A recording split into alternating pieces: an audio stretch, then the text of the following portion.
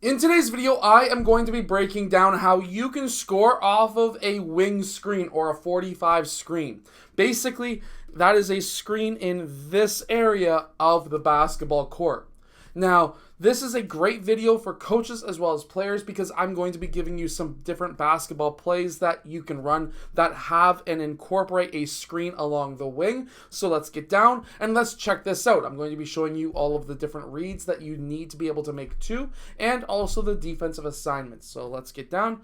I hope that this video helps you. But if you want a very simple offense, make sure to go check out the complete guide to the 5-out offense that is down in the description below. But also, if you're a player or a coach that has a lot of players that need to have higher basketball IQ, make sure to go check out the shooting guard or center blueprint that is down in the description below, because that's going to give you a workout but also training sessions and more basketball IQ if they read the book. So first off, let's just say that we want to clear the side.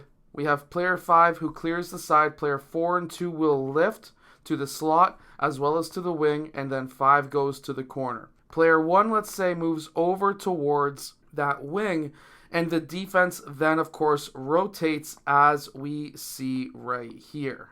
So coming off of a screen that is from the top side of that 45. First off, player 1's back should be to the sideline because he would then be able to see the entire court.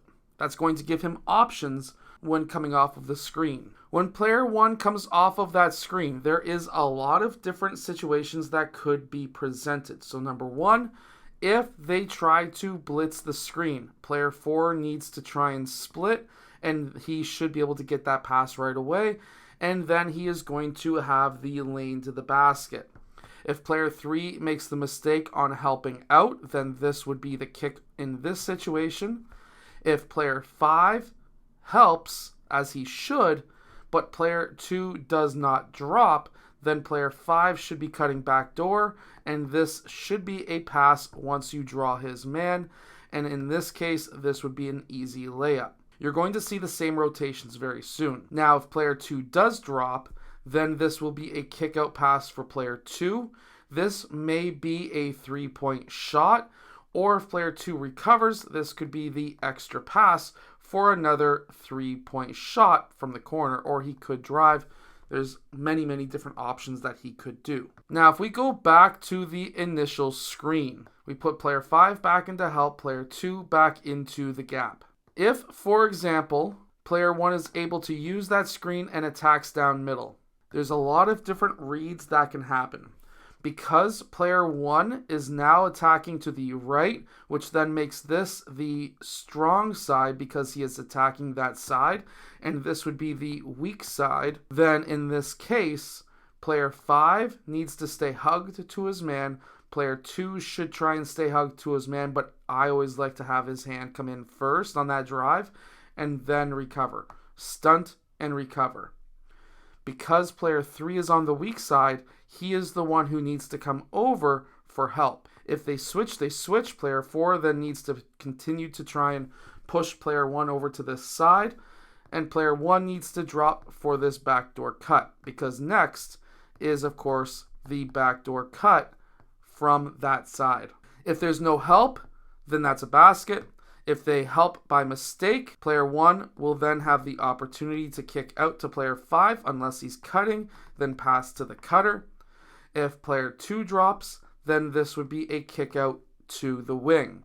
This is why the screen and roll along the 45 is so deadly. If you're going against a man-to-man defense, getting this ball into the middle, you have pretty much beat it. You have to try and attack the opposite side as to where you came from so that you can force the help over to this side. Now, let's say instead we get a little bit of a different look. So instead, let's say we have player 3 come up for this screen, and player 1 wants to use this screen. Well, this is a very deadly screen because, of course, this should be an automatic either ice, where you either ice the screen, or you are either going to do that or blitz the screen. Because the screen is along the sideline, these are the two options that you should have as a defender.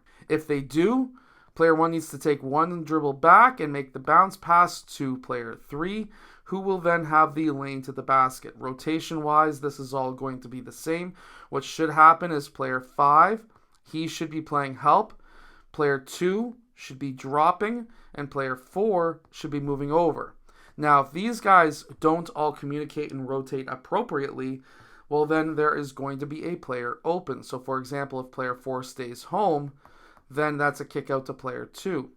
If both player 4 and 2 stay home, then player 5 can cut back door. This is going to be a layup. So there's a lot of different options that we can run here, and they will all work extremely well. Now, instead, if we put everyone back to where they were, and we have player 3 screening, and now let's say player 3 red is in drop coverage, which means that he's dropped behind the screen to essentially allow player 1 to fight through. If player 1 gets hung up on his screen, now this is a situation where there may be a mismatch between 1 and 3. He may be able to get to that rim, but player 3 blue should be doing a short roll to the elbow. When this happens, if there's a switch, this could be an option to pass to player 3, who would then attack himself. Or if there's no switch, this could be a lane to the basket. This is another option, but generally speaking, anytime that if you have an older team, anytime that there is a dribble handoff, I'll call it a DHO,